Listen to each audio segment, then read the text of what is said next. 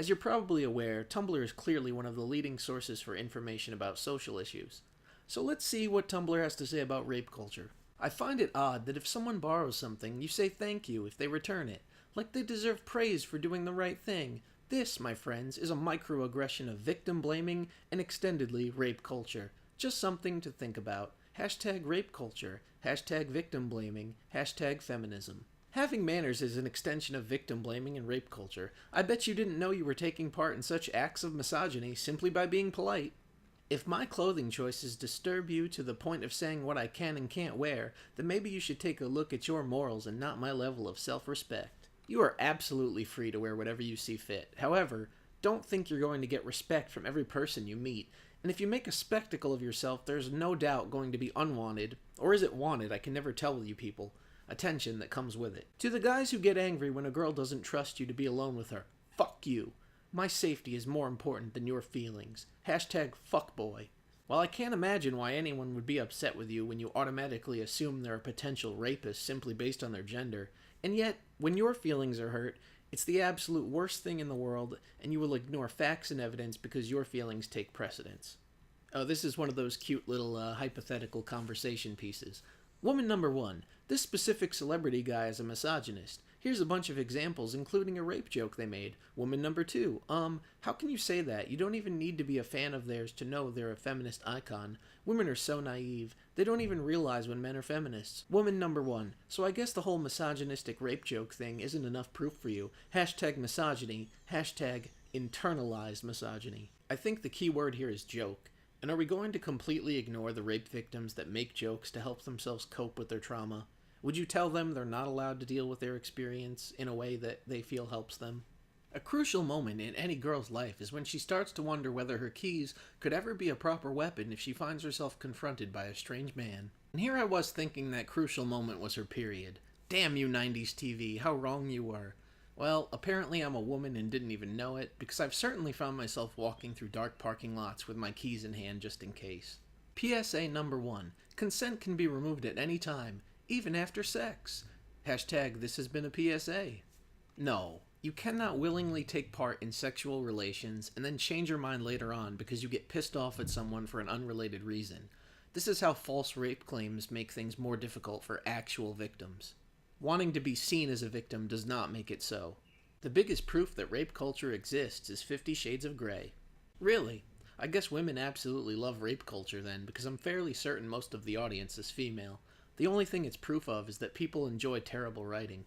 As a survivor of abuse, I'm glad when sex abuse becomes more visible, but I worry that pedophiles get off on reading stories of victims. Survivors that share are so strong. Who cares what pedophiles are getting off on as long as they're not molesting actual children? Are you going to try to control their warped imaginations too? Phrases along the lines of fuck you, go fuck yourself, I'm fucked, fucking blank are a perpetuation of rape culture and must be abolished from casual language. Oh, fuck off. Don't you just love how rape prevention is addressed to future victims? Have pepper spray, have a rape whistle, take self-defense classes, don't be out too late, i.e. get home before the rapists are out on the prowl. Don't you just love how entitled people expect the rest of the world to hold their hand and protect them from potential danger? Why bother to learn to protect yourself? Well, I imagine it would have something to do with the fact that they want you to stand a fighting chance against an actual rapist that isn't going to give a damn about public service announcements on the rules of consent. And last but not least, we have this post simply called Rape Culture. Georgian first grader beaten and sexually assaulted by male classmates. School says boys just roughhousing. Valdosta. 3 first-grade boys kept a female classmate outside after recess by hiding in the woods, pushing her face first into the ground. The victim, whose name is being withheld, has suffered scarring to the right side of her face from broken tree branches and rocks that she was allegedly assaulted with both physically and sexually. The victim was able to escape the male classmates after 15 minutes of torture, running into a 5th-grade classroom and alerting a teacher of what had happened. The principal of the elementary school said he had a man-to-man talk with the boys and their parents, giving them 2 days of suspension. He neglected calling the local authorities, claiming it did not seem like a police matter, just simple roughhousing gone a little too far. The parents of the victim are looking to press charges on the boys for sexual and physical assault, as well as a possible lawsuit against the school district. District superintendent was not available for comment. This is called rape culture, you guys. The girl was 7 years old and they called it roughhousing between boys. Please boost this post. People need to hear about this. And it has 304,000 notes. The post features this photo of the little girl at the top. But would you look at that? The photo of the little girl is actually taken from a news story where the girl was attacked by a kangaroo. I certainly hate it when kangaroos perpetuate rape culture. And here we have the person who originally wrote the post admitting that they made it up.